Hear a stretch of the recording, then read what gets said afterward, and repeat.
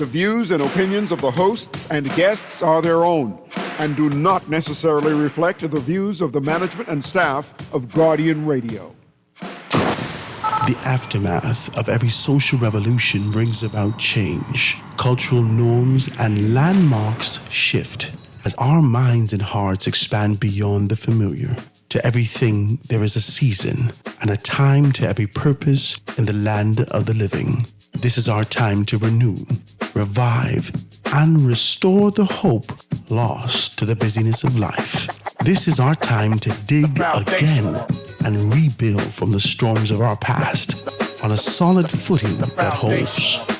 Welcome to The Foundation. The Foundation with Heart Grant is brought to you by Alive, Burger King, Commonwealth, Marco's Pizza, Pendertal, Popeyes, Ports International, Printmasters, and Wendy's.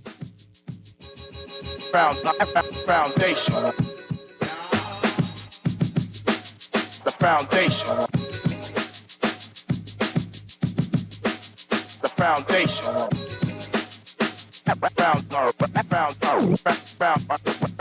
Foundation. Good afternoon, ladies and gentlemen. 96.9 FM radio. Howard Grant in your company. The Foundation live and in full effect on this beautiful, absolutely gorgeous Tuesday afternoon. Got to look at the paper to make sure. Tuesday afternoon, April 22nd, 2025 out here in the city, in the land of the living. I hope you guys are good, man. I hope you had a beautiful weekend. I was able to kind of kick back and relax yourself. I was able to do that this weekend for the first time. There were pockets where it was difficult to kind of relax because, I got small children. So they jumping up and down. They got every time you feed them, they got energy now. They jumping up and down, moving all over. And you don't feed them. Oh, my God, Daddy. My belly, my head. All these things hurting. You put food in them, bam. They all over the place jumping up and down. So I had pockets where I wasn't able to kind of thoroughly relax the way that I wanted to. But I was really grateful for the opportunity to be able to spend some time with my mother. My mother was here this weekend, and she was able to kind of do some stuff. So I'm grateful for that. I'm grateful to just kind of be able to kick it with her. And my sister was here also, so I'm grateful for that. So I'm hoping that you guys had a good weekend this weekend. You know that the Pope passed away this weekend. And you see how they structure it? Yeah, the Pope passed away on Easter Monday, 7:30. I think it was 7:35 in the morning that we got that information. I just pray God's and all those persons who are transitioning from one space to another, we continue to be able to pray for you. We continue to be able to have you in our prayers as we continue to move forward in this space on this side of eternity. So we hope that you're good, and all those persons that definitely profess in Catholicism and that faith or that religion. We just pray that you are strengthened, as we know that this is a very solemn time for you. For the entire Christian calendar and all those that profess Christianity, this is a solemn time for us. So this to happen during this time was a unique thing. And I know a lot of persons, I got a couple calls that said, Howard, this is something else. So I want to just be able to do that. I hope you guys are good and being able to do that. I got to shout out my good, decent people over at AFS Insurance Agents and Brokers. They got everything laid out for you. Make sure you go and check them out. They're located number 407 Blue Hill Road South. We're slipping out of this month into another. But, despite how we move as it relates to time, you still have the time to kind of go down there and get those things taken care of. So go and check them out. Actually, my good friend Ethric Bowe or Mr. Richardson, he can be able to take care of you. Give him a call, 3411-AFS, 3411-AFS. They can take care of you, located number 407 Blue Hill Road South. Now, listen, we've been talking about Coco Plum Wellness, right? We got a call last week, Thursday, before we slipped out of here. We heard from Mrs. Johnson all the way from Exuma, indicating that she's been having allergies and these issues. And when she actually got down to the nitty-gritty of it, and after one session, she felt 100% better. And she has even more sessions to go to be able to ensure that she could retain and maintain that position of feeling great. And you want to be able to find out from Dr. Teresa Adley Smith. She can take good care of you. It is the hydrocolonics. It is a sort of a seat that has you and goes, it's not a crazy invasive like a lot of persons are thinking, but it's a necessity. It allows, just warm room temperature water to be able to go within your colon and to ensure that all those things that have been piled up over the years that we've neglected is being able to find its way out of your system so you can be rejuvenated. The walls of your colon, your intestines, and whatnot are now being able to absorb the nutrients necessary for you to have the energy that you need to carry out your day. So you want to be able to go down there and check them out. They are the numbers you can be able to call her at, Dr. Teresa. It's 445-8111. That's 445-8111, and she can take good care of you. Or you can hit up on www.cocoplumwellnessbahamas.com, cocoplumwellnessbahamas.com, and they could be able to book you into a beautiful slot. When I say beautiful, this is your alleviation. I'm talking about, listen to me. This is the exit strategy that you've been looking for. This is the alleviation that you're going to look for. You can get 25% off on Mondays, 25% off on Fridays, 50% off on the 25th day of 2025. We're on the 22nd, so you get 3 days. Make your booking now. Get your 50% off on the 25th of April. Make your booking today. www.cocoplumwellnessbahamas.com. And last but definitely not least, I got to be able to shout out my good, decent guy, Avery. He's supposed to stay a little time longer with me last time, but he was able to get in and really talk about what art development is doing as it relates to modern construction for the fiber reinforcement polymers. They get everything laid out. You want to go and check them out. If you're looking for that fiber reinforcement polymer and you want to be able to find a way to be able to, so your bell costs don't swell and burst as a result of having these kind of a metal in there or the iron, you want to be able to give him a call.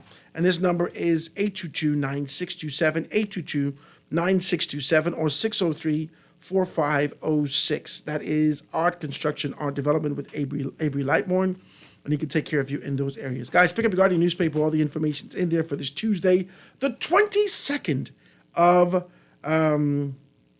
April 2025. Region escapes U.S. shipping fees. A major win for Caribbean trade. We're going to talk about these things today and make sure, like I said, we talked about the fact that Pope Francis remembered as a champion for small island states.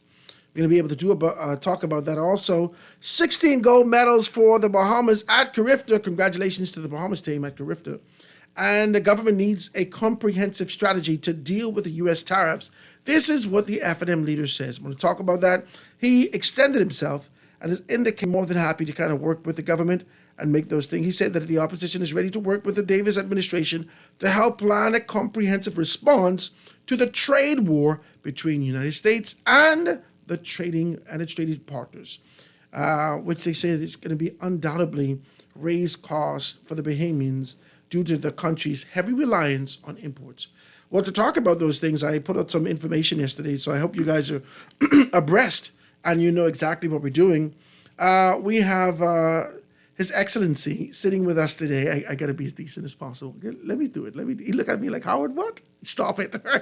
Let me do what I just do, right? No, he's talked to us about this before, and he's talked to us about the sort of an idea to deal with economics, right? He is a professor, assistant professor over at the University of the Bahamas, and he told me his thesis has been in tariffs and being able to put these things together. And so I'm excited about that and finding out more about him. You heard him here before, and he's sitting here again with us. I'm grateful to be able to have him with us. None other than Professor Rupert Pinder. My brother, good afternoon to you. How are you today? Good. Thanks for having me. I'm grateful that you're here. I think that this is a timely conversation. You and I was some time ago, and so many things have happened since then. Well, for those persons who just tuned in who may not necessarily know who you are, introduce yourself, let persons know who you are and the area of expertise and what we're going to be talking about today. Okay, so my name is Rupert Pinder. I'm an assistant professor of economics at the university. I've had a varied career in the public sector as well as in academia. But so while my area of interest is, over the years, has been primarily in the area of public sector finance, I do have some background in trade many months ago. So about 20 years ago, I would have served as a an economist within the then Ministry of Economic Development, looking specifically at trade-related matters. So at that time, I think the proposed free trade area of the Americas was a big topic of conversation when they were looking at expanding NAFTA.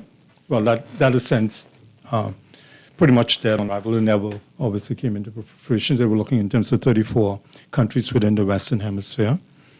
And then, of course, the Caribbean single market and economy was a big topic of conversation.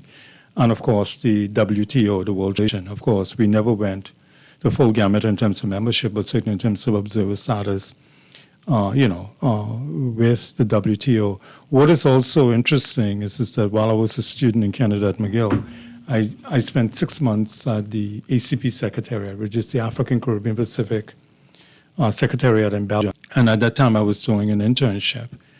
And I was doing my dissertation. My thesis at the time was the future of ACP-EU trade relations. I was under the Lomé Convention, and I think at that time, the Cotonou trade arrangement was coming into existence.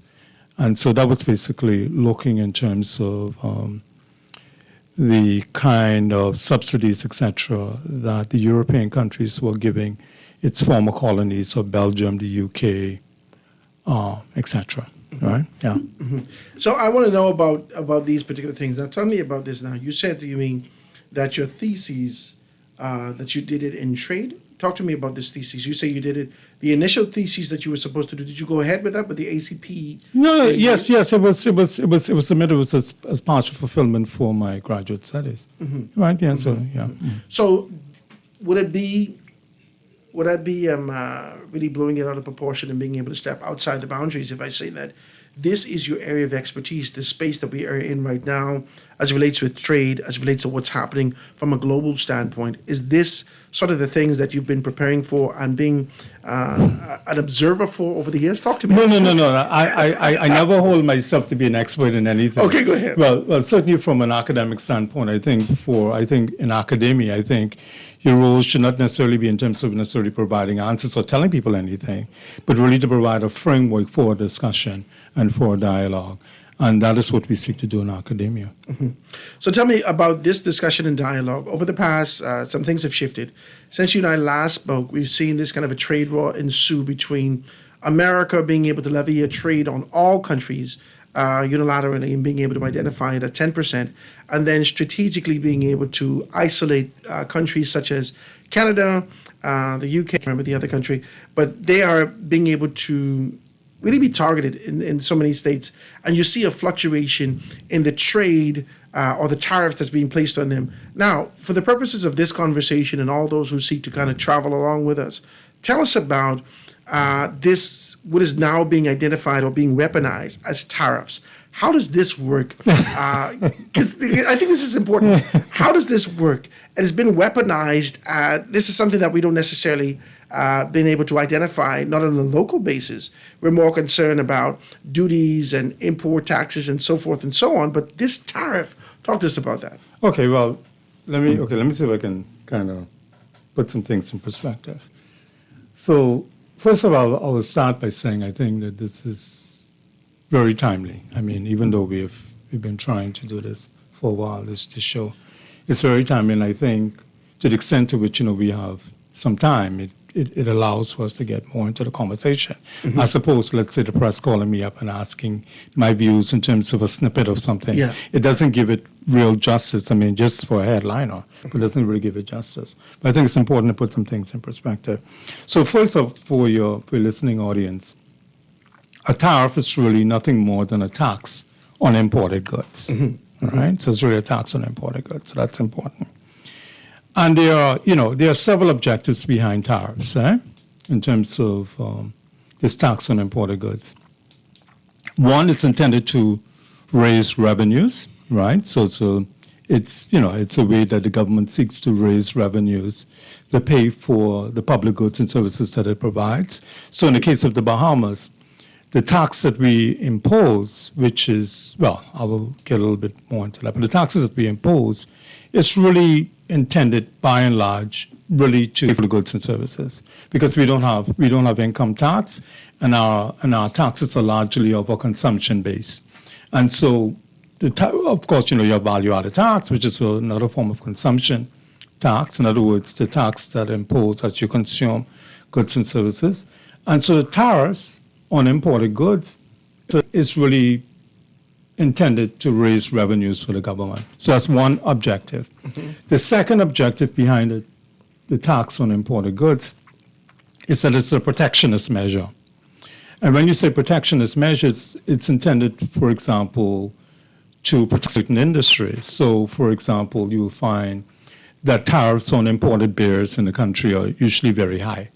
And the reason for that are twofold. One, is, for example, you can have what is known as sin taxes. So let's call it a tax on sin, which is really intended to discourage consumption. But in this particular context... Like the tax we get on cigarettes. Right, yeah. But in this particular context, the tax that is imposed on, let us say, beer is intended by and large, let's say, without necessarily singling out, it's really intended to protect the local producers of beers, right?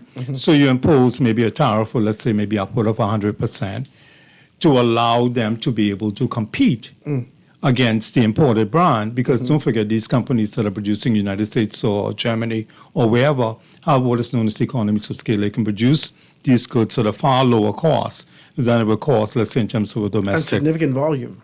Well, and that's part of the economies of scale, right, compared in terms of a local producer. So you do that in terms of protecting local industry. The same thing applies for years, for example, in the area of poultry. And again, it's to protect local industry. So the tariff can also be used as a protectionist measure. The third objective is what is known as that it can be punitive, right? So, and punitive, obviously, the operative here being as a way of punishing the exporting country. And usually when tariffs that are intended to be punitive, it is what the economists refer to as countervailing duties. So countervailing duties or punitive tariffs are really tariffs that are intended to punish the exporting country for what you consider to be unfair trade practices. And the measures that are undertaken, and certainly in terms of just reading in terms of what I've seen in the press, it seems like the initiatives, if you want to, in terms of in the case of the U.S. administration, seem to be more geared towards, there's been some discussion with creating. We can have more discussion about that. But secondly, in a sense, in terms of being punitive measures. So, for example, for years, China's been accused, so to speak, well, we can get it, that's a conversation in itself, that they've undervalued their currency, hence creating an unfair advantage in terms of the trade of its goods. And so the U.S. feels that, okay, well, the way that we would address that is to impose very high duties, very high tariffs on goods coming in from China as a way to, quote unquote, a punitive measure. Again, there have been some discussion, this is just within the public domain, in terms of their feelings towards some of the things that are happening in Mexico, maybe in terms of national security issues, etc. And perhaps to get the attention of the Mexican government, you want to impose some punitive measures, etc. So that is what is known as the countervailing duties, which are more punitive in measures. Now, what is interesting to note here is that this whole discussion with respect to tariff war is not new. When I say it's not new, if you were to look in terms of, let's say, in terms of some of the literature, 30 years ago, for example, the boogeyman, so to speak, was Japan, right? The U.S., the U.S. administration at that time, Bush Senior, I think, was president. This was like the period. 95? No. Bush Senior, not Bush Junior. So this had to have been before 92. Yeah. So heading into the 1992 election, right, the big topic of conversation was trade. Yeah. In the United States. Right. And one of the things, it was almost like, I wouldn't necessarily say an iconic moment, it's an unfortunate moment, but there was when Bush Senior went to Japan, basically telling the Japan, when he had collapsed at the dinner table, I don't know if you remember, because it became a very big topic of conversation in terms of his health, etc. But I was going into the 92 election. And again, one of the things that H. Ross Perot, who was an independent candidate at that time running for the presidency, he gained a lot of traction. In fact, allegedly, he had taken a lot of the votes from the Republican. And the reason for that here is that he said that, hey, look, he talked about this giant sucking sound. And basically what he was talking about in terms of the amount of jobs that were being lost to Mexico as a result of the North American, which was NAFTA at the time. But again, Japan was the focus of attention. And so at that time, what was popularized were things such as the voluntary export restraints, whereby the United States said to Japan, hey, look, you have to limit in terms of the amount of imports that that come into our country, etc., so on and so forth. We're going to pose very high tariffs, etc. So the Japanese says, well, okay, yes, we agree to everything that you've said. But what was interesting to note is that what happened following that in terms of how Japan was able to pivot. Because what became very thing is that Japan started setting up factories in the United States. Yes. Right? Yes. So that was one response, which was very clever. And so it muddied the water in terms of what was a Japanese import versus an American. So you have an American Honda, you have an American Toyota, etc. And so much so that they had to look in terms of the rules of origin, in terms of the content, etc., to know what is American versus Japanese. The second thing that Japan did was that while they limit the amount of imports into the amount of cars that they were exporting to the United States, is that they limited, but what they did is that they went after the high-valued vehicles. So the Lexus and those things became quite popular, etc., and that was in response in terms of the voluntary export restraints. And so what I'm saying is that these trade wars are not necessarily new. However, what is fascinating about what is going on now is purely from an academic standpoint, is that there's so many things going on so many fronts. So, for example, while 30 years ago, the focus was on Japan. Now today... Before you go on, has Japan led to sort of the demolishing of the car industry in Detroit? Remember, Detroit was the Motor City. Detroit was a space that actually produced a great deal of cars. With this kind of a thing that happened, because this was, you got to be talking late 80s. So after that, when we spilled into the 90s, there was a lot of Toyotas on the road and a lot of things happened and a lot of Hondas and so forth and so on. So I'd like to know whether or not, as a result of the clever nature of what's happened with Japan, did that decline in what was happening in Detroit, the Motor City, with the Cadillacs and the GMCs and so forth and so on, has that led to sort of the crumbling, or it didn't really crumble, but it really didn't produce anymore the way that it's supposed to? It's interesting, and I would not hold myself out in terms of having expertise specifically in terms of the question that you've asked. However, what I will say to you here is this, is that Japan was able to make a lot of inroads in the U.S. and with respect to the rest of the world in terms of because bearing in mind that this whole car manufacturing thing, the technology itself is really an American technology that was exported to Japan, I think, under the Marshall Plan following World War II and the destruction of Japan in terms of the bombing of Hiroshima, etc., and Nagasaki, etc., during World War II. And so it was an import. But what was the turning point for the Japanese industry was really the oil crisis. The oil crisis of the 1970s was the turning point for the Japanese car industry. Because what happened here is that the oil industry, because prior to that, the Japanese vehicles were actually the laughing stock.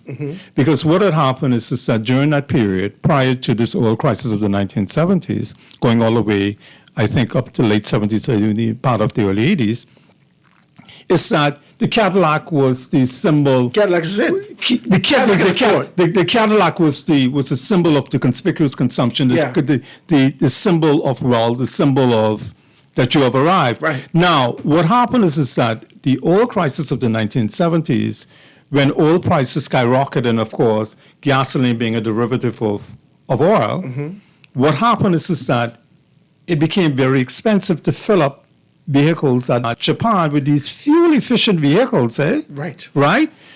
Actually, so the oil crisis of the 1970s would really popularize the Japanese vehicle. Okay. And so arguably you will have the oil crisis and perhaps the innovation over the years and that sort of stuff, et cetera, so on and so forth.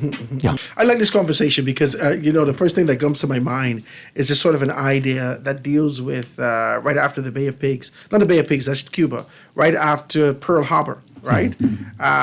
When Hiroshima happened after Pearl Harbor and the Japanese wouldn't stop in this particular stead. Pearl Harbor Pearl Harbor was the trigger for everything. Eh? Right. Pearl Harbor was the trigger for when the Japs actually came up on that side, on the western side, and being able to do that.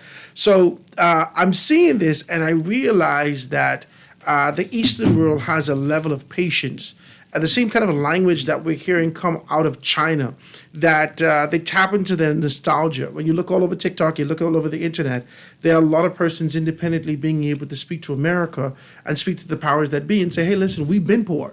We're not worried about this. We are prepared for this. So I want to talk with you when I get back from this commercial break. Let's stretch this particular things out. You've talked to us about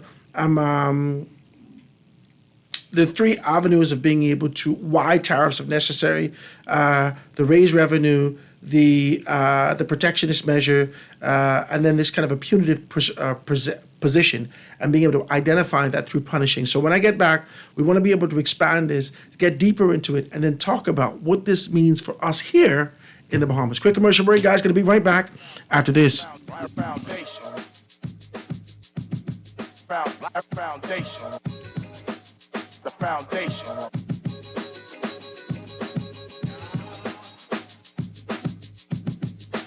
The foundation.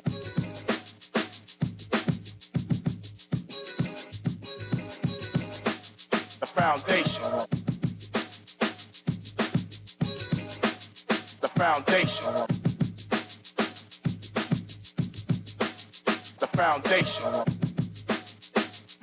I've been about Penda and I meet him in the showroom. I said, Penda, I just come out of a showroom in Portugal, and let me tell you something, damn showroom and selection ain't got nothing on yours. Man, I like this stock of porcelain and ceramic tile you got here. What I really like is the range of sizes that come in, 8 by 48, 12 by 24, 24 by 24, and what I really, really like more than the things I really like is the price. From $275 a square foot to $494 a square foot and all in between. You can't beat that, not even with a 2x4 from Enterprises.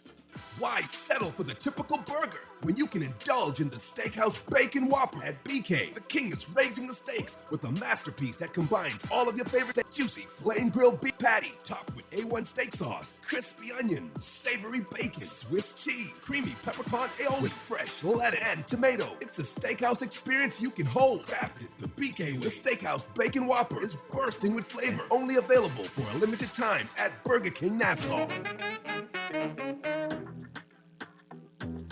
Spring into savings with BWF Easter Mega Sale. Fresh savings for a blooming fresh season. Deals, deals, deals, and more deals just waiting for you. 2 days of spectacular savings up to 50% off. Selected store-wide Friday, April 25th, and 10 sales Saturday, April 26th, 8 a.m. to 5 p.m. Don't miss it. Be there and save, save, save. BWF Spring Clearance, Easter Mega Sale and 10 sale. Up to 50% off Friday, April 25th, and 10 sales Saturday, April 26th. 8 a.m. to 5 p.m. Savings include appliances, small appliances, kitchen and bakeware supplies, outdoor cooking supplies, barbecue grills, griddles, and fryers, lawn and garden supplies, planters and flower pots, household supplies, bears, bunnies, and blossoms, craft supplies, toys, and so much more. BWF, we are more than just our name. Number 13 Wilton Street. Check out our ship to the Family Island.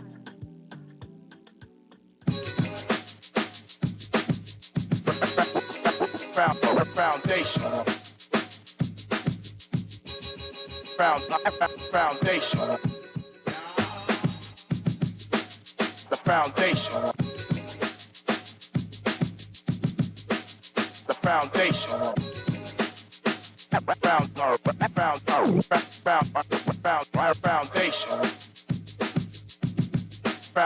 Foundation. The foundation. And we are back, ladies and gentlemen, 96.9 FM radio. Howard Grant in your company, the foundation, live and in full effect. Today we're talking tariffs. We're talking about this sort of an idea that we're talking trade. We're talking about all these things that are happening over our heads. We're talking about how this will affect us. And what we're doing right now with Professor Rupert Pinder, being able to break these things down. He's a professor from the University of the Bahamas, being able to break this down and being able to kind of dispel the myths and trying to give clarity to an understanding of trade, tariffs, and the like. And just kind of be able to bring light to it so you can be able to do it. A lot of us have just been operating on what we've been fed. And like you said, like he's indicated at the beginning, that when we're reading this information in the papers, if we don't go search out more information, it's only snippets.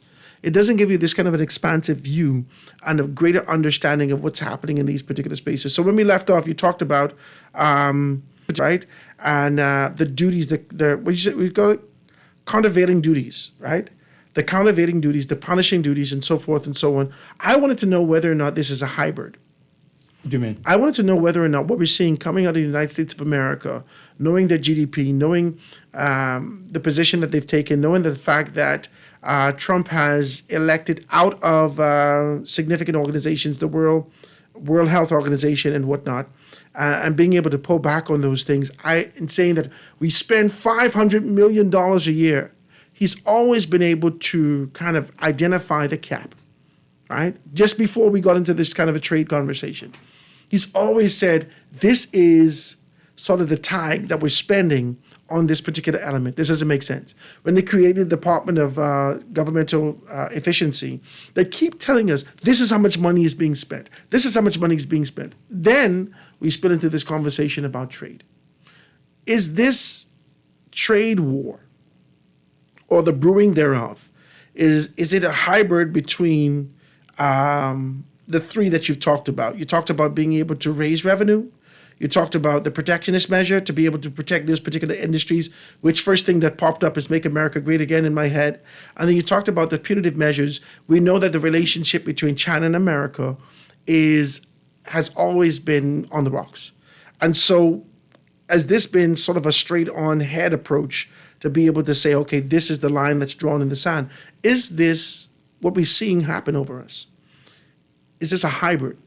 Well, I'm not quite sure that, that I would necessarily follow in terms of a hybrid. But what I can say to you here, and just in terms of trying to put some things in context, and that is that I've been reading coming out of the United States, and that is that what you see happening here, in large part, seemingly, is a response to what was promised heading into an election. Yes. So it should not be a surprise. Yes. And you have to be respectful in terms of a government that is being democratically elected, and to the extent to which you're responding to the constituents. Mm-hmm. There are constituents within the United States who are of the view that this whole globalization, these trade, the way that trade is being conducted, etc., has left a lot of persons behind. And so for a lot of these towns that relied very heavily on manufacturing, right? You went back to Detroit, eh? Mm-hmm. And so you can imagine, for example, let's say somebody, of course, there's been a resurgence, I understand, in terms of some things that are happening in Detroit. But let's just say that if you were an auto worker, right? And you've been put out of a job, right? And the politician, of course, is telling you that, hey, look, I mean, well, and all you can see is Japanese vehicle, and you can go back to the days of the Cadillacs, et cetera, and so on and so forth. So as far as you're concerned, well, hey, look, we've lost a manufacturing job. Or you were working at some other steel factory, et cetera, and then you see the influx of all of these imported goods, et cetera, and that sort of stuff. So as far as you're concerned, hey, look, and so here just now you have a politician who says that, hey, look, I'm going to make this country great again. I'm going to bring back these manufacturing jobs, et cetera, so on and so forth. And of course, that resonates with some constituents. And what you've had happening is that you're also witnessing, not just in terms of an economics, you're also witnessing in terms of a paradigm shift. And this paradigm shift is really by way in terms of more or less in terms of an inward sort of a focus. In other words, let us look at more or less in terms of domestically. And so what you see happening here is that in terms of what is happening with respect to the multilateral agencies. You mentioned in terms of the World Health Organization. You also see in terms of the World Trade Organization. Bearing in mind that whenever the whole reason why the WTO was created was to deal with these sort of trade disputes. So, for example, if the United States has an issue with Japan, has an issue with China, etc., they're able to bring those disputes to the WTO. Now, granted, the decision of the WTO are really non-binding, but to the extent to which the parties bring it there for arbitration, the underlying assumptions of the parties would agree to be bound by those decisions. But again, there has to be mutual respect for the organization. But then, as you can see, as far as the United States is concerned, the WTO has no role in all of That's this. what I'm saying. It has to be a mutual respect. So what you're saying is that, hey, look, and it's consistent. It's the World Health Organization with the WTO. You're seeing it even in terms of the whole row going on with respect to NATO, because again, these are multilateral agencies, and just by way in terms of this inward sort of focus. And again, a country and administration is free to make those decisions based in terms of the overall response of the constituents. But the other thing I wanted to that we had discussed is that in terms of some commonly held myths with respect to trade, and I think it's important that we put that out on the table so as to help in terms of informing your audience, right? Because one of the myths is that trade itself is a zero-sum game. And when you say zero-sum game, in other words, one country wins at the expense of another country. And the economics is obviously debunk that whole myth, right? Because trade is intended to be mutually beneficial. And it is mutually beneficial. There's every bit of evidence to demonstrate that trade itself is mutually beneficial. And when you look at it, think about it this way. Right? The U.S. economy is largely a service-based economy. People don't realize that. So the United States is not so as heavily dependent on goods as it is on services. 77% of the U.S. economy are services, not goods. So the thing about it here is that there's some other things that perhaps arguably that are going on in terms of this whole trade war that I think in time will play itself out and and provide a little bit more clarity. But it's important for people to realize that the U.S. economy is largely service-based.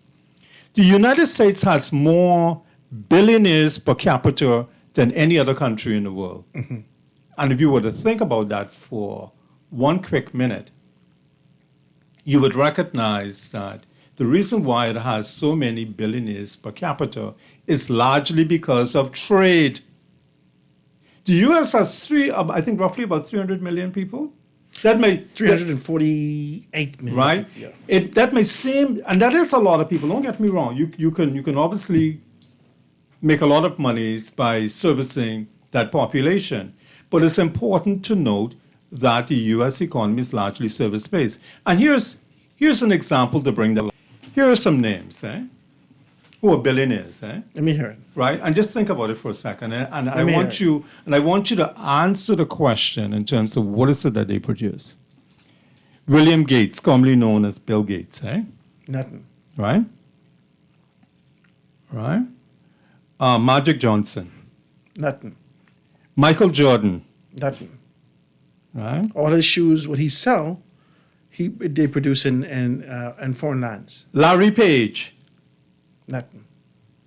LeBron James, Nothing. They provide you entertainment. Oprah Winfrey, Nothing. Talking. right? No, they provide you with services. The service of speech. No. No, let's services. Services. And the list can go on. Bill Gates, obviously, in terms of co-founder of Microsoft, right? Microsoft is not a good. It's a service, Not. Yeah. right? Oprah Winfrey, entertainment. It's a service. Magic Johnson, Magic Johnson provides a service, Starbucks. right? When I say I'm AMC's. not talking to him say what he uses resources Yeah, for, yeah. right? But by and large, he's an athlete. That's entertainment. That's a service. LeBron James, entertainment, right? Larry Page, right? It's a service, right? Yes. The U.S. makes most of its money from services. One of the biggest industries is actually entertainment. The news, NBC, MSNBC. Yeah. that's a service. That is global. Entertainment is global. So is this why? Hollywood is global. Educational services is an export. When you look at it to the extent to which, for example, and I saw some estimates coming from the internet, and I think that they're arguably perhaps very conservative estimates. And there are like roughly about 1.2 million, they say, foreign students in the United States. Yeah. Right? I think this conservative. Right? And 77% of those students are actually Asians. Huh? 700,000 or more than 700,000 Asians. Right? That's what you said. And so what I'm saying to you here is that educational services is an export. That is billions of dollars, of export services provided by the United States. Hold on. I have to push back on this because it's not viewed in that manner. Okay, so if this is a service, our major industry in the country right now is tourism. Which is an export. It's an export. Okay. So we bring the tourists in, and we, for the purposes of retention, have to create the environments conducive of being able to pique their interest, wow them with the experience, and have them return to this space. That's not happening with education in the United States of America. Listen. It's No. But forget about all of that other Okay, go stuff ahead. that you said. Go ahead. Right? Well, Go let's say ahead. forget it. No disrespect, right? But what I'm saying to you here is I'm not making this up as I go along, right? This is research, right? Education is anything that you provide. So if you're providing a service, right? So for example, we don't necessarily nitpick to this extent, but I'm just using this as an example just to drive home a point. And that is this. Let's just say that you're a barber, right? You cut my hair, etc., and that sort of stuff. And so, hey, look, for all intents and purposes, you're providing a service, etc., so on and so forth. A cruise passenger, come off the boat, and stop at your barber shop, and get a haircut. Theoretically, that's an export, because that is not a service that is provided to your domestic population, Okay. right? And so Theoretically. Okay. it is an export. Yes. Right? And so what I'm saying here is this, is that if you're Harvard University, Harvard, HA, right? Harvard University, right? I'm just talking about the universities that are popular among, particularly, some of the foreign students, right? Particularly the Asian. So if you look in terms of, say, Harvard University, somebody coming to Harvard, right? That's an export. That is a service that is Outside provided. of the domestic population. That is a service that is provided to a non-national. Yeah. Right? That person, if they're coming from China or coming from whatever, are bringing their dollars, to United States or whatever, to consume that service. We tend to get confused to the extent to which when we think of an export, we think of something perhaps being consumed tangibility of outside it. of our borders, etc. But the thing about it is that you can also have an export which is consumed at the point in which the service or the good is provided. Education. Right? And education is one of them. Wow. The other one where the US leads is really in the area of financial services. And so when you think about, for example, the trillions of dollars that are traded every day, on the stock market, on the capital markets, somebody is managing that, The Morgan Stanleys, the JP Morgans, etc., and so on and so forth. Somebody is managing the city, banks, etc., and so on and so forth. They're the ones who are managing trillions of dollars. And they make billions of dollars in fees, eh? Wow. For managing that money. Wow. Some of which are Chinese money, eh? Don't forget now, China is sitting on 3.5 trillion US dollars in reserves. Industry reserves. Yeah. In reserves. And so there's some very, very, very rich Chinese. Somebody's managing that money, eh? I don't know. I'll be hard pressed, and I'm sure I'll be happy to be educated, eh? I'll be hard pressed for somebody to tell me some leading Chinese financial service providers. But I can sure think of a lot of American financial service providers. That's an export. Yeah. So to you here is this, is that the United States economy is based largely of services. The wealth that America enjoys today, in terms of some of those names that we've just listed, is due in no small measure due to an export. Let me tell you something. One of the biggest markets for the NBA right now is China. Why do you think they give Yao Ming a Hall of Famer, despite the fact he only played a couple seasons? And I don't remember any outstanding results, eh? But he was a Hall of Famer. And that is because in terms of the importance of the Chinese market. Why do you think that, for example, when Jordan and those people, over the years have made a number of trips to China to sell their products, to sell their brand. So who that is an export. Who is this trade, this tariff war, going to benefit? Because it looks like no one's blinking. You know, it's interesting because, you wonder whether or not there is some sort of Mexican startup, because sometimes these sort of things can also be used in terms of leverage for some other things. One of the things here is, and again, this is not obviously intended to be political. I don't have a horse in a race either way, right? But what I will tell you here is that sometimes you can use these sort of things for leverage for some other things. And perhaps that is what's going on. I don't know the answer to it, right? Certainly when you look in terms of some of the promises and commitments that were made prior to the election, of course, sometimes people tend to look at these things as being nothing more than political rhetoric, to the extent to which, politicians say, well, hey, look, I'll give all of you $100,000, when I get elected. Right? Go ahead. Give them $1,000, eh? I ain't got to work no more, eh? Go ahead. Right? And boy, looking forward to that. But anyhow, right? Looking forward to my $100,000, right? Ready to give up my job right now. Go ahead. Right? You're off track today. Go ahead. I'm not going to fight you, right? So what I'm saying is that, a politician would say certain things, right? And people would say, well, okay, it's political banda, right? I mean, it's what we do at rallies, right? Fine. And of course, when you sit in the seat, you reality sets and you tell people, well, hey, look, man, that's just rally talk. And so, but some of the things, particularly when you hear coming of some of the constituents in the United States in terms of loss of manufacturing jobs, et cetera, and that sort of stuff, this seemed to be consistent. I remember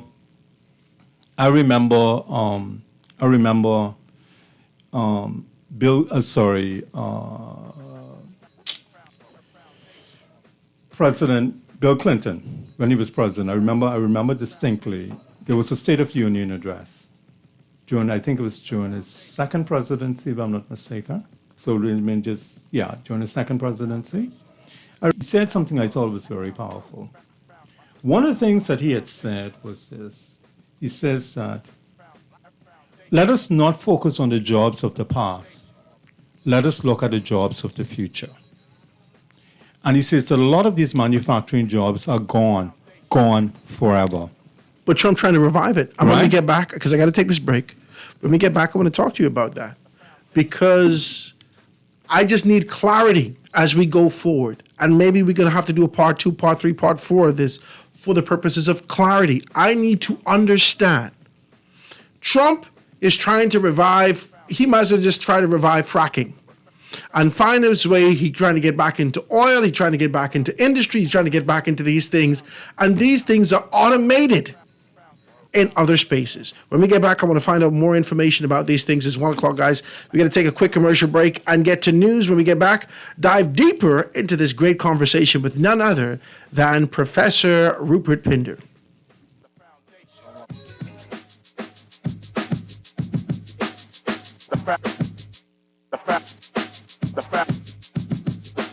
The foundation. This is Guardian 86.9 FM, streaming on GuardianTalkRadio.com and the Guardian Radio app, Nassau, Bahamas. Is an art. What's this gonna be? Calling all Alive Fiber basketball fans. Get ready to experience the NBA Finals live. You can enter an all-expense-paid trip to not one, but 2 NBA Finals games. It's simple. Just sign up for our Alive NBA League Pass or Infinite Sports X package by May 16th. Stay connected, enjoy blazing fast internet, and score your chance to witness the NBA action up close. Don't miss out. Visit AliveFiber.com and take your shot at NBA glory. Terms and conditions apply. It's good to be alive. Contact Da Vinci Printing Innovators today for all your printing needs. Customized receipt books, NCR forms, invitations, event tickets, program booklets, business and ID cards, flyers, posters, and banners. There's scanning, printing, lamination, and binding services. Also, a variety of office supplies. No design, no problem. Dedicated graphic designers are ready to serve you. Da Vinci Printing Innovators, located in the Village Road Shopping Plaza. Stop in or call 677-2922 or browse services online at www.davinciprinting242.com. Where printing is an art. Foundation. Foundation. The foundation. The foundation. Foundation. The foundation. Doing now is not reform. It is rejecting the very system it created. The US has imposed a blanket 10% tariff on imports for nearly all countries. On top of that, it has layered on higher tariffs, up to 50% for selected countries, especially those trade surplus with the US. According to the administration, the sweeping tariffs are needed to fix America's trade imbalances. But there is nothing inherently wrong about running a trade deficit. It simply means that American consumers are buying more from the world than the world is buying. Moreover, the focus has been solely on the goods trade. That only gives a partial picture. In fact, the US runs a surplus with many of its trading partners in services, exporting software services, education, entertainment, financial and business services. But this fact has been completely ignored. In Singapore's case, we have an FTA with America. We impose 0 tariffs on US imports, and we actually run a trade deficit with the US, meaning we buy more from them than they do from us. If the tariffs were truly reciprocal, and if they were meant to target only those with trade surpluses, then the tariff for Singapore should be 0. But still, we are being subjected to the 10% tariff. We are very disappointed by the US move, especially considering the deep and long-standing friendship between our two countries. These are not just to a friend. And we are back, ladies and gentlemen, 96.9 FM radio, Howard Grant and your company.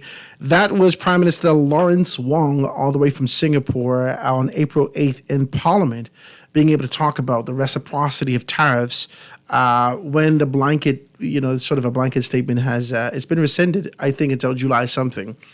For 90 days for us to be able to find a position in there.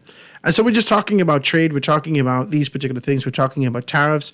We're talking about our position and how we can be able to identify those things. And we got a great sense of history and a foundational or base meaning, conceptual meaning of what this is that we're actually facing. What is this? What does tariffs even mean at all? And so we came out of this being able to speak with none other than Professor Rupert Pinder, all the way from University of the Bahamas, being able to tell us about tariffs essentially being able to be a tax on imports, imported goods, right? And then he broke it down. He says there are 3 levels to these particular things, or their expectations to be able to yield from that. 1, to raise revenue. 2, it's a protectionist measure to be able to protect industries to create these particular things. What we would have seen one time ago when there was sort of a spike in our society, where a lot of persons would have been able to import Chinese or Japanese cars and really been able to reduce the sale that was happening within the established industries in the country. If you remember, those heads of various, the automaker industry here in the country, well, the auto retailer industry here in the country, they would have been able to petition the government and say, hey, listen, you have the responsibility of being able to ensure that you protect our industries. Bam! And so they created these particular things, and we saw a significant spike under Hubert Ingram when he said, okay, you can't get no car within 10 years, it got to be 10 years, it got to be this, it got to be that. And they kind of put all these particular things on that, right? That's when we actually saw the environmental, I think that's the environmental levy or the tax actually being on that also. And then the third element that he started to talk about is this, the punitive measures, right? This is what the intent of the tariffs are to do. And this was just to punish or countervailing and just breaking these things down is a good conversation. Now, when we left off, you started to debunk some myths, Professor. You started to be able to debunk some myths. And the first myth you did is that trade is a zero-sum game, right? And you said that we said that that's absolutely incorrect. Now, I want to talk to you about that. This zero-sum. Break down one more time what does zero-sum mean. Well, so we started to talk about in terms of this whole notion of a zero-sum game. And there is a myth that, you know, in the case of trade, that one country gains at the expense of another, right?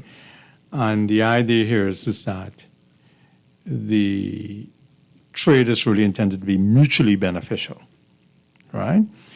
The reason why so many goods for export is because China has a comparative advantage and a competitive advantage in the production of these manufacturers, right?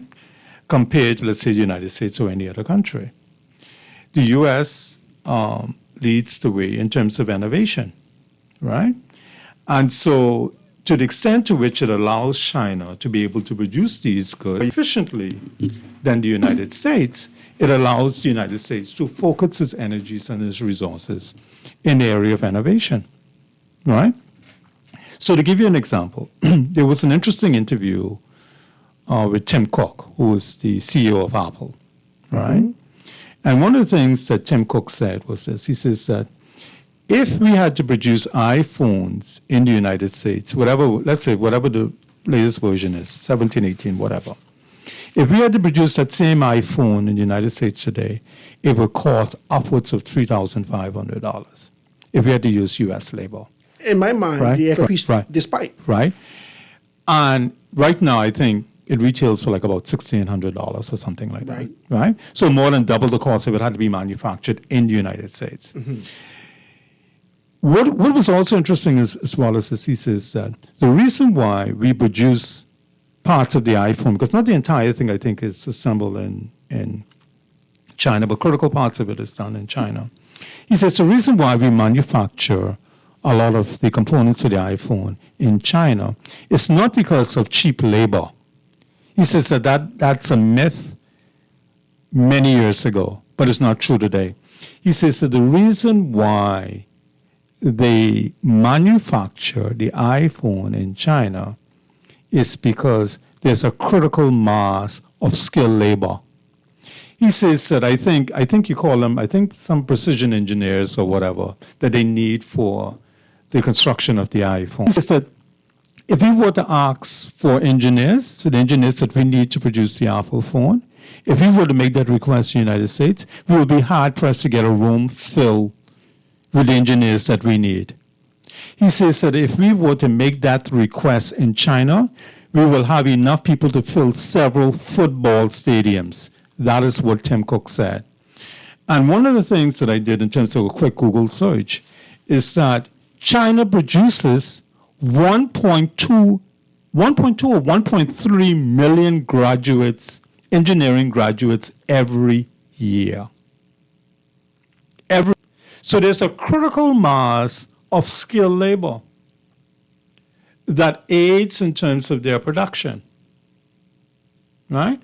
And so the trade, the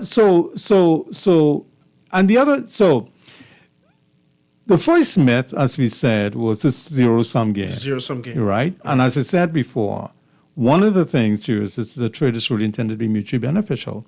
And certainly the anecdotal evidence suggests that the U.S. obviously benefits. We talked about in terms of the amount of billionaires that they have. And this high per capita level of amount of billionaires is due in no small measure in terms of the Americans' ability to provide a service to the rest of the world. Mm-hmm. It's the ability of the NBA to be able to access the Chinese market. Mm-hmm. It's the ability of Air Jordan to sell so many Air Jordans to the Chinese, etc., and so on and so forth, right? So in terms of the zero-sum game, obviously that being a myth. The other part of it, too, is that there seem to be and I'm a part of some chat groups, and it makes me kind of angry sometimes. Right. Group. There seems to be a myth almost as if the exporters from these countries will be paying this tariff. So somebody says, we're tired of them treating us as suckers, right? So on and so forth. Mm-hmm. Hopefully I can say that on the radio, right?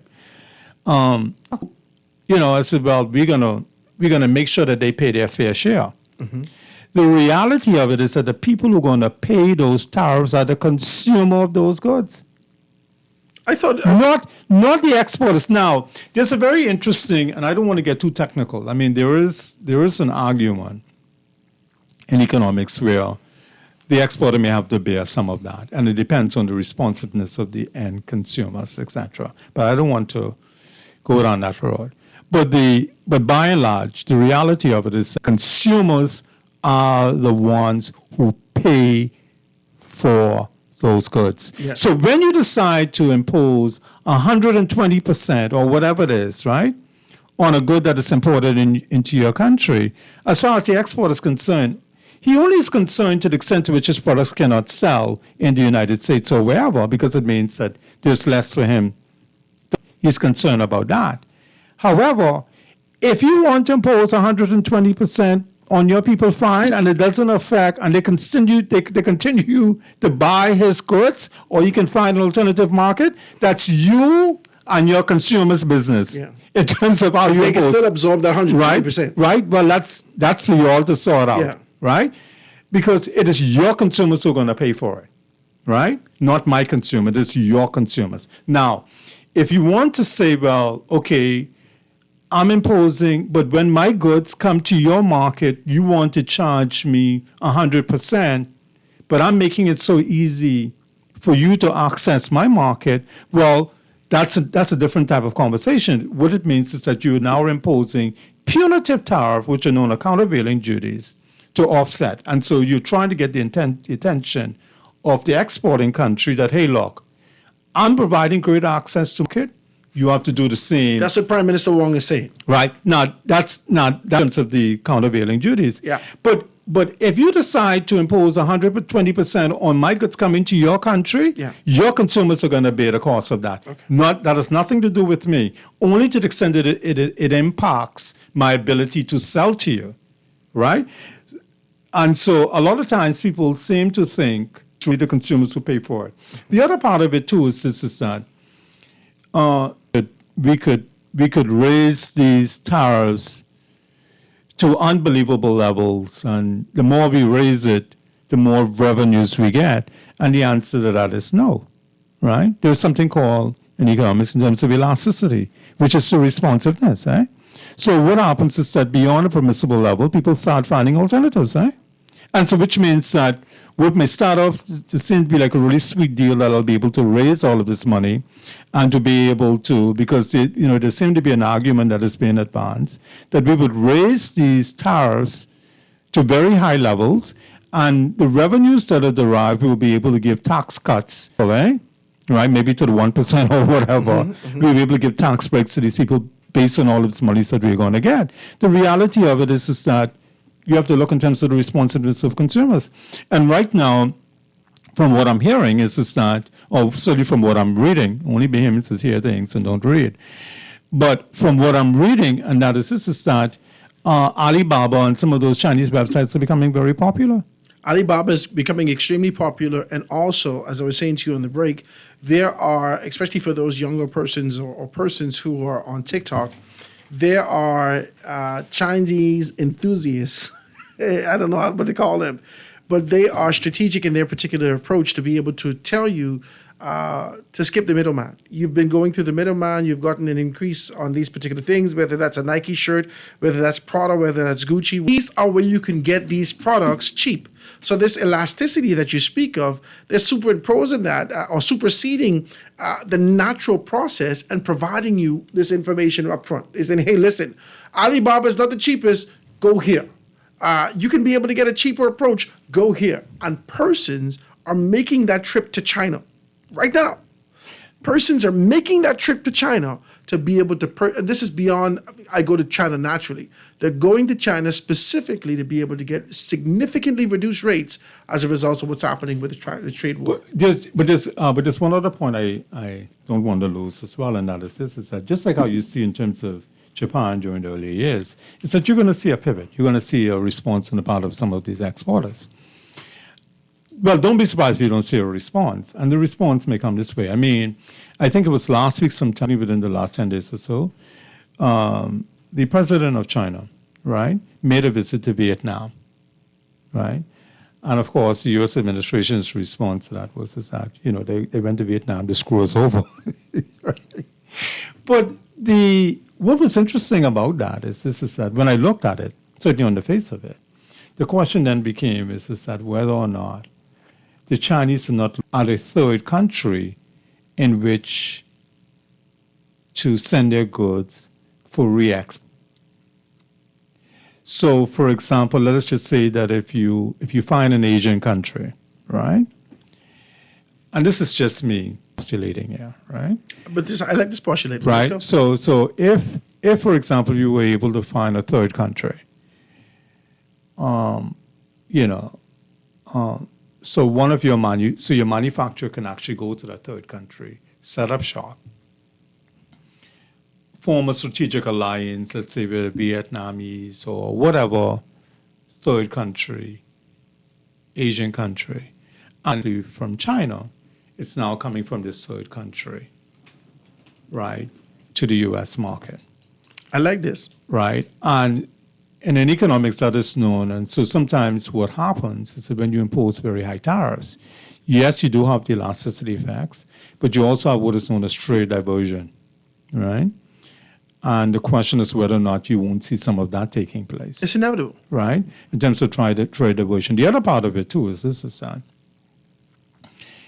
if you continue to push the envelope there in terms of China, right, and you already see in terms of what's happening to the bond market, the likelihood, the inflationary pressure and the likelihood in terms of a global recession. The other part of it, too, that you must also consider is that India is waiting in the wings. Absolutely. Right? So if you say, well, hey, look, man, in terms of what is happening there with respect to China, China produces about 1.3 million engineers every year. India produces, I think, around 1 million. 1 million. So they write on the 1 million. And so if China's these are billion people population. If China's not palatable to you, then India is waiting in the wings. Because the reason why those manufacturing jobs have left the United States is because it was an economic response, not a political response. It was an economic response. And that is because the thing about this sort of firm has a profit motive, right? They're responding because, hey, look, it is more efficient, it is more cost advantageous to set up shop outside, right? These are American companies, and these are not Chinese companies or whatever. A lot of the goods that you see come to the United States, these are Chinese manufacturers. But a lot of the goods that you consume that even come out of the United States that comes to your market are produced in China under American specifications. These are Americans producing goods in those markets, quote unquote China. These are Americans producing goods in those markets. And so the reality of it here is that if China's not the one to do it, the Indians are right there to fill the gap. The other part of it too is that you can impose tariffs to whatever level, call it 900%. The reality of it here is that a manufacturing plant cannot pivot overnight. Mm-hmm. Right? A guy who has billions of dollars invested in a factory in China to United States next month to start to ramp up production. It's not going to happen. These things take time. They take time. Right? But whatever they had in the pipeline, let's take Boeing, for example. Mm-hmm. They had, China had 55 planes over the next I think they've years. canceled the production. They canceled all. Yeah. Now, Boeing is in the position they have to be able to look at their staffing. They have to look at these particular things because now the relationship is sour. So I'd like to know from you, I got to take this commercial break, but I'd like to know from you, where do you see us, whether that is from a regional standpoint, if we unify our efforts, or where you see us individual, as a nation, as it relates to how can we situate ourselves in this potential trade war? I got to say useful. I got to say that, right? Because if you're talking about trade diversion, if you're looking to find your way around that, right? There are things that we do domestically. The government has said that as a manufacturer, I could be able to bring in my car. Now, once my car is not assembled and I could be able to assemble it here, then I could be able to get a reduced rate on these particular things and I could sell it in a particular manner. So I get reduced rates, right? Or I could bring it in free and then I could assemble it here and I could be able to sell it. That's domestically. Is this something that we can do from an international standpoint? Let's say iPhones again. Bring in those independent parts of the iPhone and find ourselves in the position where we manufacture or we could assemble it here in the country and then export it to the United States of America. Do you think that that'll tamper with our relationship? Let's talk about those things. Let me take this quick commercial break. When we get back, we can dive into it a little bit deeper.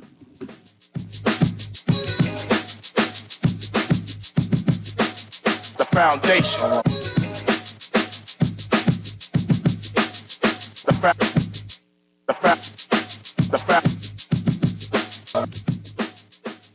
The Foundation with Howard Grant. We'll be back right after this. The foundation. The foundation. The foundation. Great Commissions Ministries is God's storehouse. They have been caring for the poor, homeless, and hurting since 1987. You are invited to support their Stop and Drop program by dropping off some food items in their barrels and some cash in their bottles. You can donate an offering each month or pay your tithes online to Great Commissions through the Givelify or Suncash apps. Help them to shelter the homeless, feed the hungry, and spread the gospel of Christ. Volunteer your service and support the Live to Give program. Call Great Commission Ministries, God's Storehouse, at 325-5801 for further information, or stop by the office on Wolf Road. Be blessed.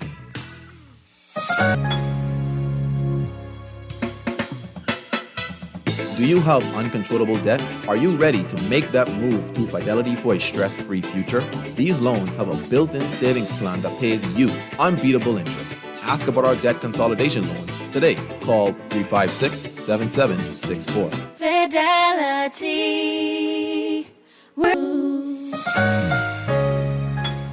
Hey, Hey, pizza lovers! Marco's Pizza is turning up the heat with new daily deals that are here to stay. Get the trio 1 large, 1 topping pizza, a 2-liter drink, and cheesy bread for just $21. Or double up with the Golden Crust Duo. 2 large, 1 topping pizzas and a 2-liter drink for just $24. Want more? Grab the Magnifico Double. 2 medium, 2 topping pizzas for just $28. Great pizza, great deals, all day, every day. Available now at Marco's Pizza. Order today. Guardian Radio 96.9 FM. Fresh news, smart talk, all day.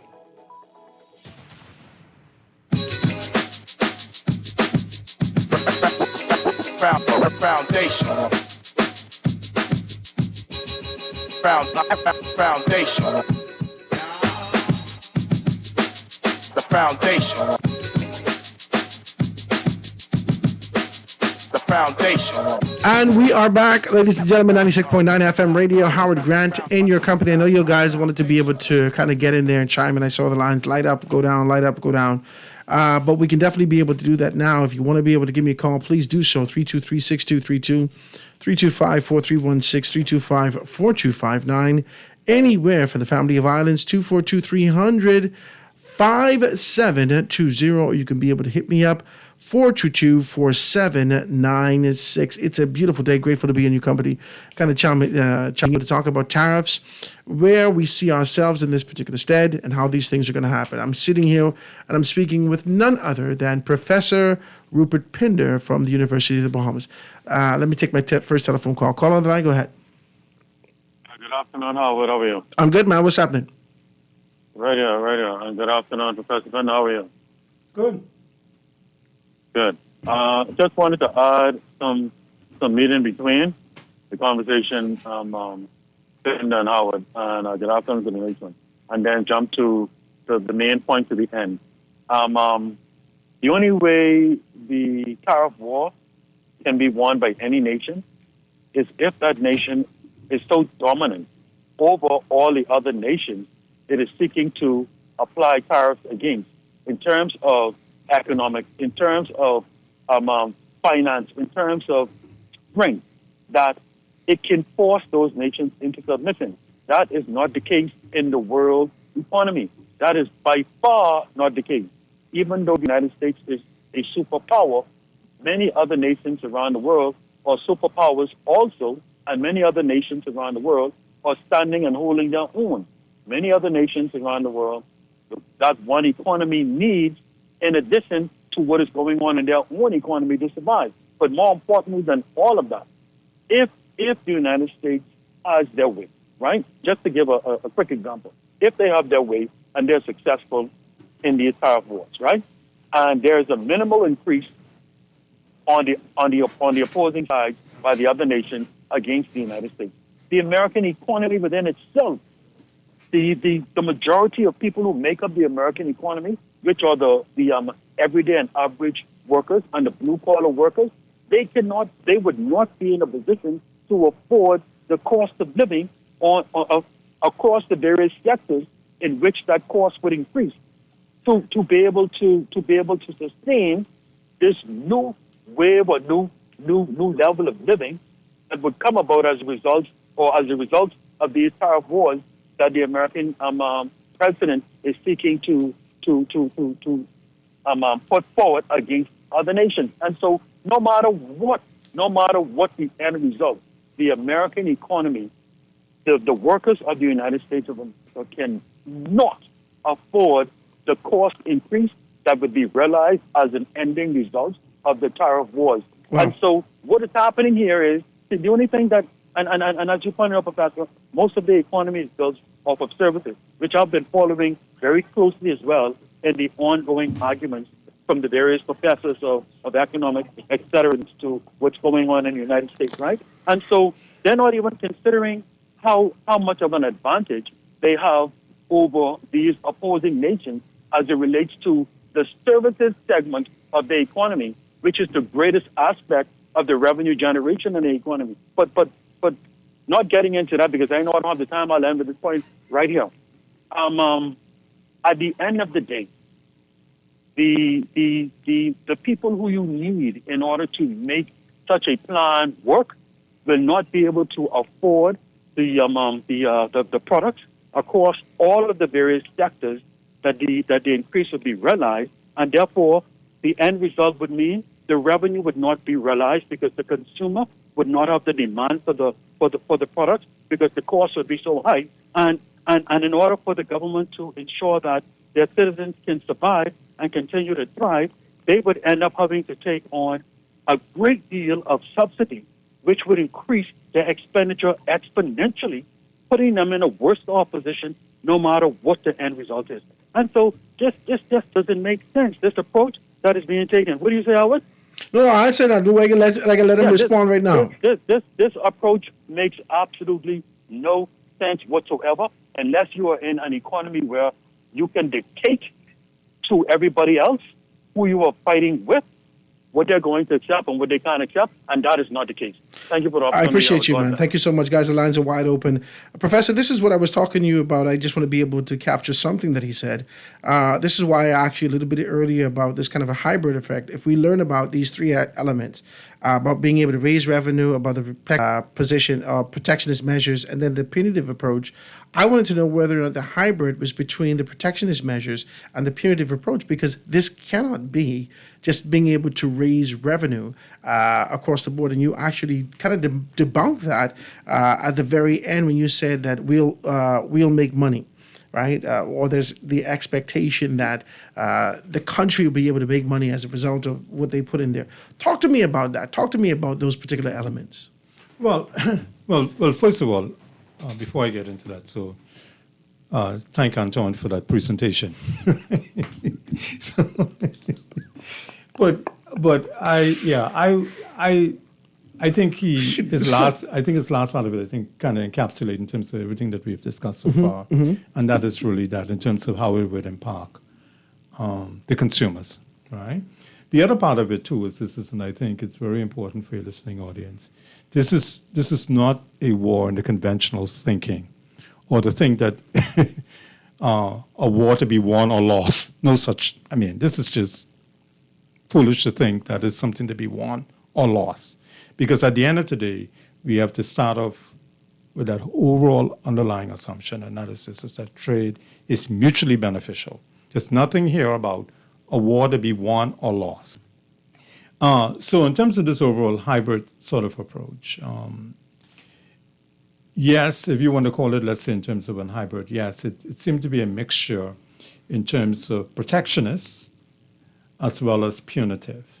Protectionists in the sense that, hey, look, we want to protect these industries against foreign import. So in terms of what are you protecting in terms of manufacturing, because as I said before, a lot of that is lost already, right?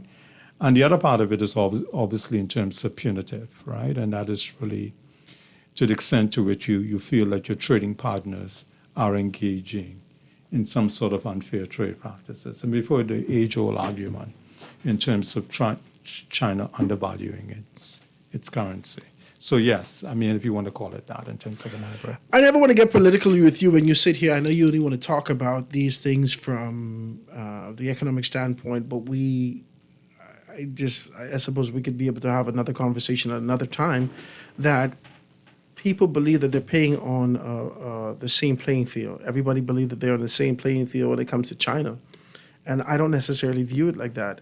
The communism that exists in China and the fact that it is a government that actually accesses. You started to talk about America leading the way with creativity and innovation, and we know that to exist in Silicon Valley at one point. But we're seeing that spillover with Huawei. We're seeing that spillover with other elements out of China that's using foundationally American innovation and being able to fortify it and supercharge it in China and being able to find itself buoyant solely in China. This thing ain't exported nowhere, solely in China.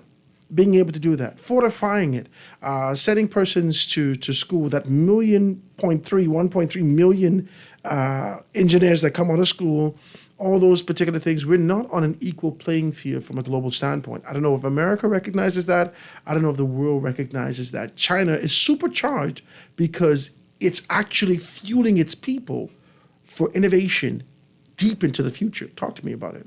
Well, I guess a couple of things, and I guess I'm wearing my academic hat, from the standpoint that, a lot of times, whatever, right? And the reality of it is that no such thing exists, right? Communism doesn't really exist. I mean, this whole Marxist doctrine, the closest thing that you've come is really in terms of socialism.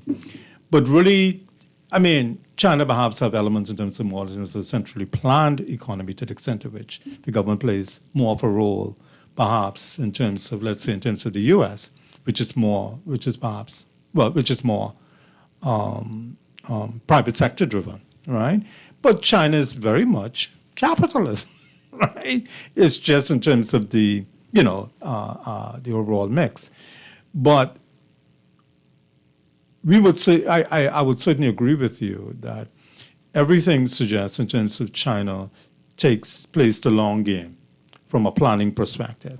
So while a lot of countries think about 10, 20-year development plan, perhaps China have like a 50, 100 one, or 100-year plan. So they really do play in terms of the long game. And what you're seeing here today is really as a result in terms of this long game. Even in terms of this whole thing of this one-child policy, et cetera. And I know it's very controversial, et cetera, and so on and so forth. But again, what you see is really in terms of a country playing a long game. China sits on $3.5 trillion. That's a lot of money. And to the extent to which it sits on $3.5 trillion in reserves, it suggests to me that they are certainly in a position to play that long game. And one of the things that you're seeing is that some of the things that are playing out with respect to the bond markets, even in terms of the treasury notes. And one of the things that everybody keep talking about in terms of the inflationary pressure, the knock-on effect in terms of how it is going to impact interest rates. Mm-hmm. And particularly for some of these developing countries that have to go to the markets to look for monies to, for debt, you know what I mean? For capital works, et cetera, and that sort of stuff. You mean within the Western world? Yes. Right, in terms because it's just what I said. Right, because China don't have that problem. But really to the extent to which China is able to impact that, because the thing about it is that China's that $3.5 trillion is not just in terms of dollars, that is also in terms of treasury notes. So if they start releasing some of that, that has a knock-on effect in terms of interest rates. And you're already seeing some of that stuff play out in terms of the bond markets. And so what I'm saying to you here is that this is not a country that you can just simply bully. No. Right? And this is not a political game or political conversation. This is just the economic reality of it. The other thing, too, that we don't talk about is that China growth rate is actually slowed. But guess what? It is phenomenal by Western countries' standard. China has a growth rate, I think, like around 5.3, 5.4, 5.4%. When countries start getting growth rates of 3.5%, that's the cause. China growth rate has slowed from about 7-point-something% to about 5-point-something%, well above developed countries' growth rates. Yes. So the concern right now, I think, is really to the extent to which you can put that horse back in the gate. I think the tariff and those sort of, and this is just me having an academic discussion. So please, for those people out there, please don't, don't hold it against me. This is just in terms of an academic discussion. But what I will tell you here is this: is that, that must be scary for a lot of countries, because here it is now. You have a country which is now the world's second leading economy, and with a growth rate of over 5-point-something%. It's heavy, Right? When we get back, I want to talk a little bit more about this and try to be able to find out these things and find out where we fit. We got to bring this home. Where do we fit in this all? We've heard Mia Mottley take on this kind of position and being able to, as the head of CARICOM, say that we're going to be able, she's recalling, I put the article in the paper, She's recalling the strength of what we have, the sovereignty of the nations, and then simultaneously she says that our enemy, we're not your this, we're going to be able to ask for punity, for leniency, so forth and so on. We look at the papers today, the region escapes the U.S. shipping fees. Where do we find ourselves? Is unifying as a region, as a body, the 45 million of us being able to find ourselves out of this, or can we do this with the 400,000? Let's talk about these things. Quick commercial break, and I'll be right back after this.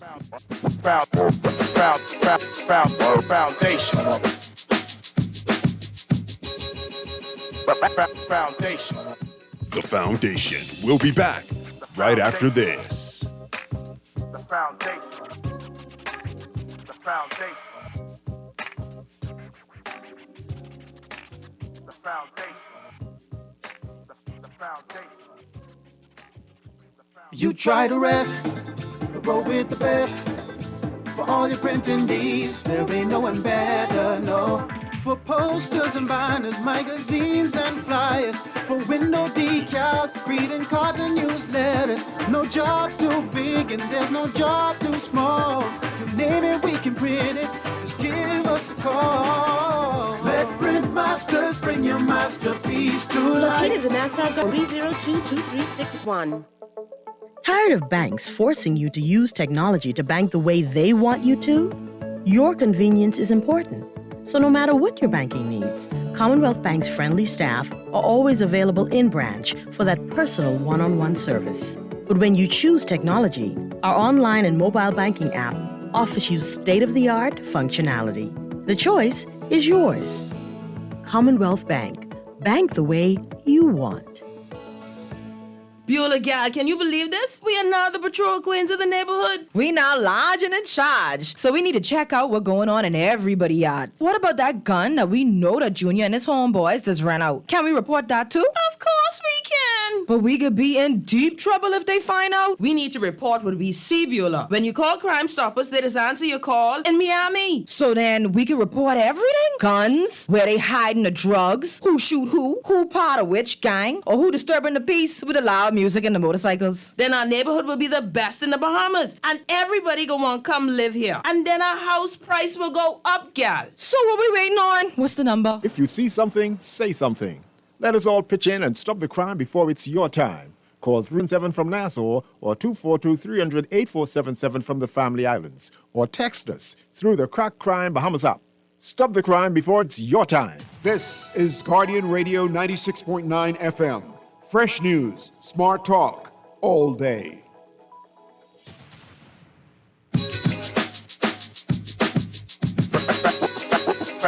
Foundation. Foundation. The foundation. The foundation.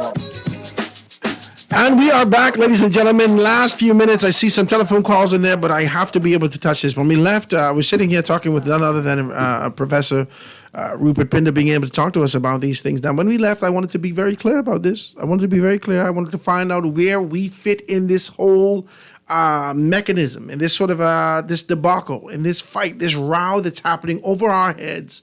Where do we, whether that is the Bahamas as a nation or the region, where do we fit in this entire thing? How do we find ourselves buoyant, right? How do we find ourselves afloat and still being able to survive despite the fact that things are happening around us on a day-to-day basis? Like I said, Mia Mottley came to the forefront and she started to talk about very good. She started to talk dead strong about the sovereignty and the strength of who we are as a nation and how things need to happen. And we have to be able to remember the nostalgic aspect of who we are, remember sovereignty. Then the same mouth she used. She says, well, America, we're not your enemy. And we have a good relationship and we want to remind you about those things. And we're going to ask for leniency. I am absolutely confused. It says to me that CARICOM don't have an answer similar to how they give an answer for a Haitian-led solution in Haiti, but let's see if we can help them make a Haitian. You're confusing me. Talk to me about it. Well, I ain't getting into the politics of things, but what I will say to you is that I know in terms of locally, I know there's some things that, I guess we're exploring. But the reality of it here is this, is that as a small country, we are susceptible to these shocks, right? And we are a small nation. There's very little that we can do. We cannot impact international prices. That's the reality of it. I know there's been some discussion, at least from what I've seen publicly, in terms of alternative trading partners, etc. But the reality of it is that the entire world is really interrelated, right? And if, for example, if a manufacturer in China is faced with reduced demand in the United States, that affects the supply side.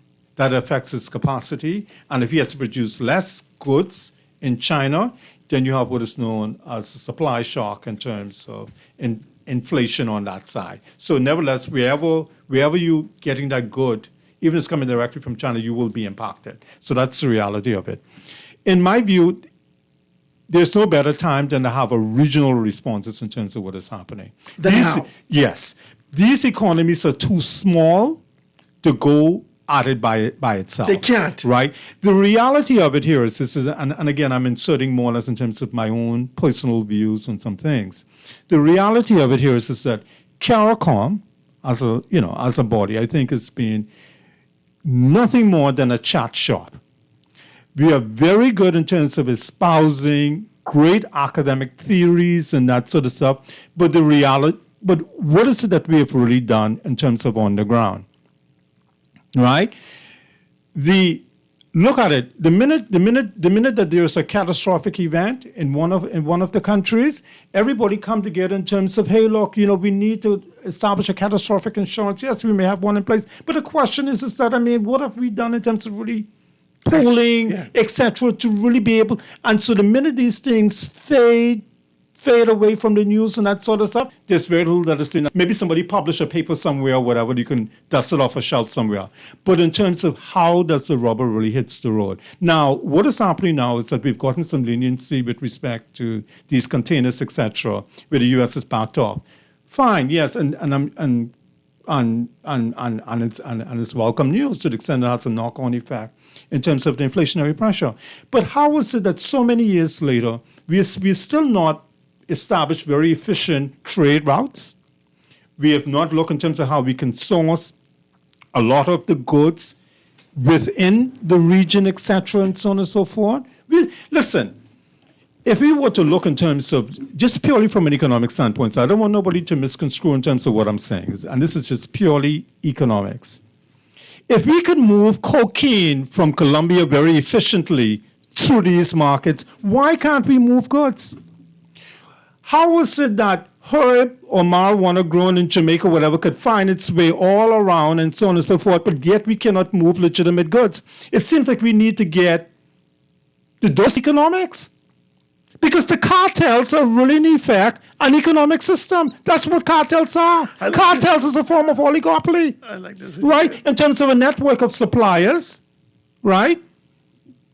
The farmers, the people engaged in transportation, the people engaged in distribution. They're very efficient. Extremely efficient. They're very efficient.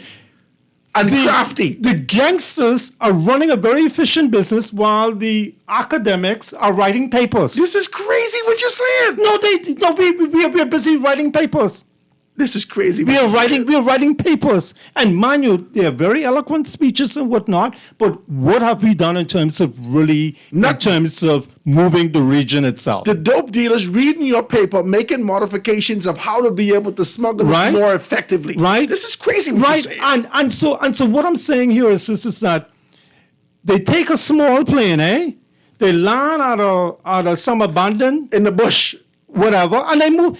Because they didn't get time to worry about rules of origin, the bureaucracy at an airport, where this good is coming from, blah, blah, blah, blah, blah, blah. Let's write 20 papers about it and so on and so forth. But they're moving their goods. And so how is it, there is not an issue about the economies of scale and so on and so forth. And so what I'm saying is that it has to be a regional response. The economies of these regions are just too small to go at it alone. And so we have to look, and it has to be a response to to your very much in terms of to your survival. Well, but there has to be. I don't recommend in terms of us doing it alone. Now, the Bahamas, I think, in my view, and this is just my view, I think it's in an enviable position by way of our resources, etc., and so on and so forth, whereby we really should be taking more of a leadership role. I don't mean leadership in terms of appointment at the prime ministerial level and so on and so forth, where we have a title or so on and so forth, but really in terms of taking more or less in terms of a leadership role. You got to come back. The Bahamas has taken a leadership role most recently with the crisis that happened in Haiti, and the only thing that we produced out of that is saying that this has to be a Haitian-led solution. Okay, praise Jesus. See, you ain't want to talk like you ain't want to talk about that. When we see us step up in this particular capacity, it's the formality of meetings. Leave that for your podcast. Okay, I will leave that for my podcast. Ladies and gentlemen, that was an excellent conversation today. I hope that you're educated, understanding a little bit more about tariffs. I know a lot of persons had questions, concerns. They wanted to be able to relate to these particular things. I'm hoping that we could get Professor Rupert in a position to have a podcast with me so he could be able to be a little bit more candid. I know on traditional radio, we want to be able to stay within the confines of political correctness, but there are some things that need to be able to be fleshed out. So I'm grateful for this conversation, grateful for the opportunity, always grateful that you're sitting here with me, my brother. Ladies and gentlemen, tomorrow I will be at Baja Retreat. Now, we were supposed to have Wet Wednesdays. Don't fight me. We're going to have that thing on Thursday. We're ready to reschedule and stuff. So my guy Vance called me down there, says, Howard, I need you to come to Baja Retreat tomorrow. So on Wednesday the 23rd, we will be at Baja Retreat talking about all their wonderful things. I'm sure they're going to have a pre-Mother's Day something coming out, talking about those stuff. So I'm grateful to be there, grateful for all those stuff. I will all God spare our life right here on The Foundation.